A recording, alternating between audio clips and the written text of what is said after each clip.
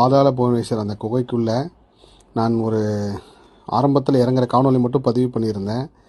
அப்போது நான் சென்ற சமயத்தில் அதுக்குண்டான பர்மிஷன் பெரிய அளவு கொடுக்கல. ஏன்னா ஆர்காலஜி தொல்லியல் துறை கட்டுப்பாட்டில் இருக்கிறதுனால கொடுக்க முடியாதாங்க. அதுக்கப்புறம் திரும்ப அவங்ககிட்ட அனுமதி வாங்கி அங்கேருந்து எடுத்த ஒரு காணொலியை நான் இப்போ பதிவு பண்ணுறேன். இந்த வழியாக தான் நாங்கள் போனோம். இப்போ நீங்கள் பார்த்தீங்க பாருங்கள், ஆரம்பம் எவ்வளோ கடினமான இருந்துச்சோ அதை விட இன்னும் உள்ளே போக போக கடினம். அதுவும் இந்த பாதை பாருங்கள். இப்போ நீங்கள் பார்க்குறது அந்த இதில் சாஞ்சி படுத்துட்டு தான் போய் ஆகணும். அதுக்கப்புறம் நேராக இது கீழே இறங்குற இடம்.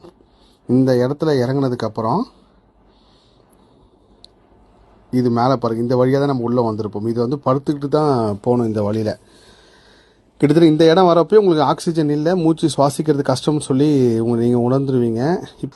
இந்த இடம் பார்த்தீங்கன்னா விநாயகப் பெருமான் அந்த தலையை வெட்டினதுக்கப்புறம் அவரோட தலைக்கு மேலே இந்த துணி போட்டு மூடி வச்சுருங்க. இதுக்கு மேலே அந்த பிரம்மகமலன் பூ அங்கேருந்து அந்த தண்ணி சொட்டு சொட்டாக உழுந்துகிட்டே இருக்கும். அந்த இடம் இது.